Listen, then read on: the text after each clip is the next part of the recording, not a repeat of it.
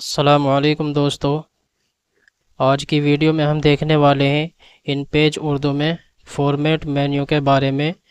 और यहाँ पे फॉर्मेट मेन्यू को हमने यहाँ तक देख लिया था, तो इससे आगे हम देखने वाले हैं।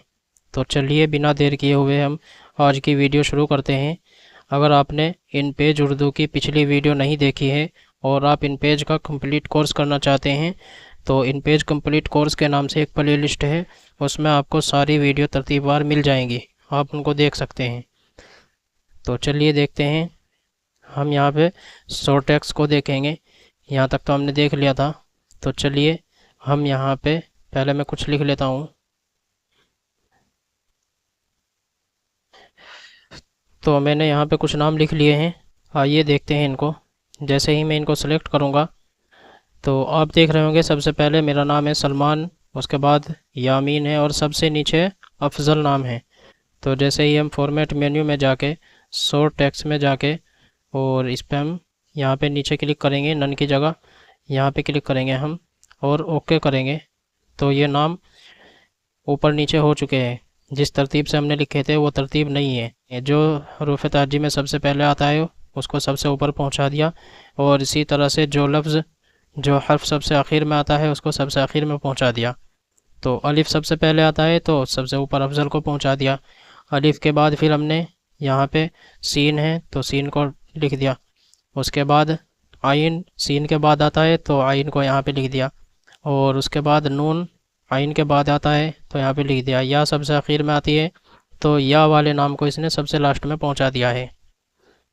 तो इसको हम यहाँ पे इस्तेमाल कर सकते हैं। आइए हम टेबल फॉर्मेट में चलते हैं। तो टेबल फॉर्मेट में जाने के लिए हमको टेबल की ज़रूरत पड़ेगी, और टेबल हमको मिलेगी इंसर्ट मेन्यू में। तो हम यहाँ पे टेबल ले लेंगे। पहले मैं इनको अनसेलेक्ट करता हूँ, इंसर्ट में जाएंगे और यहाँ पे टेबल। अब यहाँ पे ध्यान रखने वाली बात है कि रोज़ और कॉलम्स ये दो चीज़ें हमको मिलती हैं। तो रो किसको बोलते हैं और कॉलम किसको बोलते हैं? तो रो हम बोलते हैं जो चौड़ाई की तरफ चलती है लाइन, यहाँ से इस तरह से या इधर से ऐसे जो लाइन चलती है उसको हम रोज़ बोलते हैं। और कॉलम बोलते हैं जो ऊपर से नीचे या नीचे से ऊपर की तरफ जो लाइन चलती है उसको हम कॉलम बोलते हैं। तो यहाँ पे हम रो ले लेते हैं। चलिए यहाँ पे नंबर भी डाल सकते हैं हम, 6 रो ली मैंने।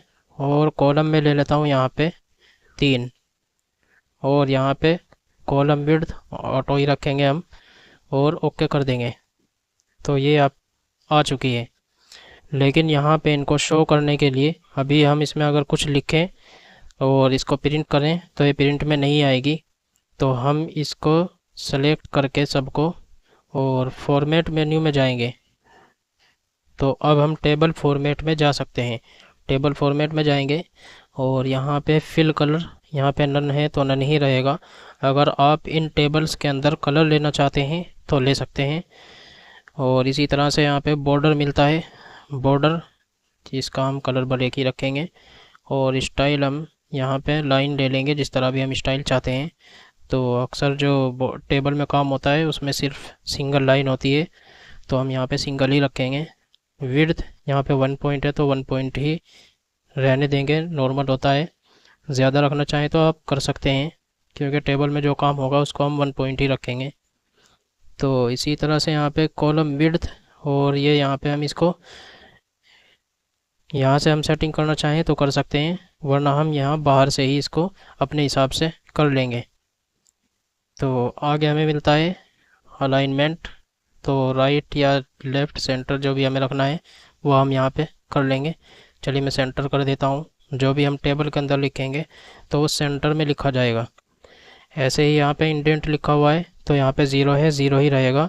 अगर यहाँ पे कुछ नंबर आ जाए तो हम इसको यहाँ पे 0 कर देंगे और ओके करते हैं। तो अब हम इसको अगर इसमें कुछ लिखें और इसको प्रिंट करते तो इसके चारों तरफ लाइन आ चुकी है, अब ये प्रिंट में भी आएगी। तो यहाँ पे हम कुछ लिखना चाहें लिख देंगे।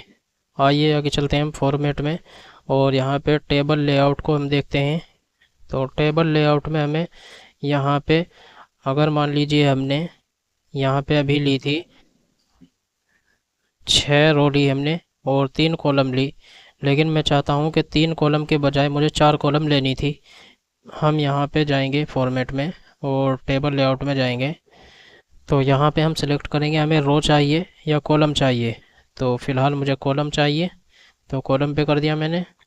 बिफ़ोर आफ्टर, यानी जिस कॉलम में हमारा कर्सर है उसके बाद चाहिए या उससे पहले चाहिए, तो वो हम यहाँ से कर सकते हैं। तो शायद मेरा कर्सर इस लाइन में है, तो मैं इसको चलिए बिफ़ोर ही रहने देता हूँ। तो और यहाँ पे इंसर्ट कर देंगे। तो यहाँ पे 4 कॉलम हो चुकी है, 1 2 3 4। ऐसे ही चलते हैं हम फॉर्मेट में, टेबल लेआउट में। यहाँ पे अगर हम डिलीट करना चाहें तो डिलीट भी कर सकते हैं। मान लीजिए ये मैंने 6 रो ली थी या फिर 4 कॉलम ली हुई है, और मैं चाहता हूँ कि जो सबसे पहली जो कॉलम है ये डिलीट हो जाए, या तीसरे नंबर की है, इसको मैं डिलीट करना चाहता हूँ, तो कर सकते हैं। फॉर्मेट में जाएंगे और टेबल लेआउट में हमें जाना है। टेबल लेआउट में जाएंगे और यहाँ पे कॉलम पे हम क्लिक करेंगे। इस कॉलम को हमने सेलेक्ट किया हुआ है और यहाँ पे हम इसको डिलीट कर देंगे सीधा। तो ये डिलीट हो चुकी है। अब हमारे पास 3 कॉलम हैं। आगे हम देखते हैं। तो ये हो चुका है टेबल का काम। लेकिन टेबल लेआउट में जो एक बात कोई नहीं बताता है, मैं वो आपको बताता हूँ कि हमें कोई 2 खाने एक साथ मिलाने हैं, जो कि MS वर्ड में हम या MS एक्सेल में बहुत आसानी के साथ हम इस काम को कर पाते हैं, लेकिन इन पेज के बारे में कोई नहीं बताता है।